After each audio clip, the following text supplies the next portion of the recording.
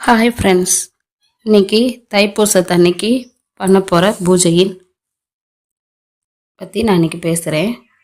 முதல்ல பழைய பூ எல்லாத்தையும் மாற்றிட்டு பூஜை ரூம் எல்லாத்தையுமே க்ளீன் பண்ணிவிட்டு பூஜை ரூமை துடைக்கிறதுக்கு அந்த பொடியெல்லாம் போட்டிருக்கேன். அது எல்லாமே உங்களுக்கு இன்னொரு ஷார்ட் வீடியோவில் சொல்கிறேன்.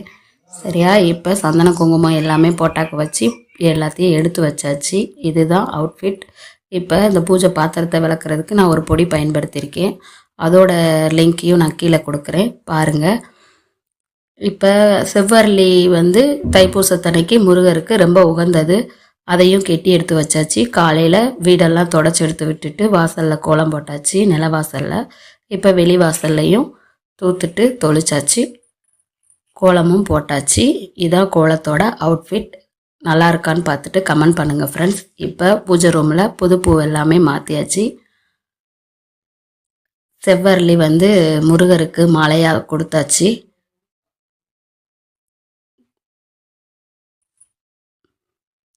புது பூவெல்லாம் மாற்றி இன்றைக்கி இந்த நாளில் முருகர்கிட்ட நம்ம என்னென்ன கேட்டாலும் முருகர் நமக்கு அப்படியே அருள் பாலிப்பார். அதனால் இன்றைக்கி ஒரு நாள் விரதம் இருந்து முருகரை வழிபட்டு முருகர்கிட்ட என்னென்ன வேணுமோ அது எல்லாத்தையுமே நீங்கள் கேளுங்க ஃப்ரெண்ட்ஸ். அவர் நமக்கு செஞ்சு கொடுப்பாரு. நிலவாசலில் விளக்கு பொருத்தியாச்சு. உள்ள பூஜை ரூம்லையும் விளக்கு பொருத்தியாச்சு.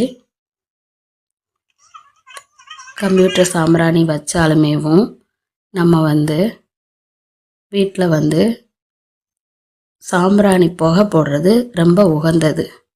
அதுக்காக அந்த சிரட்டையை நம்ம அடுப்பில் நல்லா எரிய விடணும் ஃப்ரெண்ட்ஸ். எரிய விட்டுட்டு அதில் கங்கு வந்ததுக்கப்புறமா அதை நம்ம லைட்டாக கிண்டி விட்டுட்டு சாம்பிராணி, கட்டி சாம்பிராணி இருக்கு இல்லையா, அதை போட்டோம்னா வீடு ஃபுல்லாக கமகமகமானு மணக்கும் ஃப்ரெண்ட்ஸ். இனிதே தைப்பூச பூஜைகள் நிறைவேறியது ஃப்ரெண்ட்ஸ். லைக் பண்ணுங்கள், கமெண்ட் பண்ணுங்கள், சப்ஸ்கிரைப் பண்ணுங்கள் ஃப்ரெண்ட்ஸ்.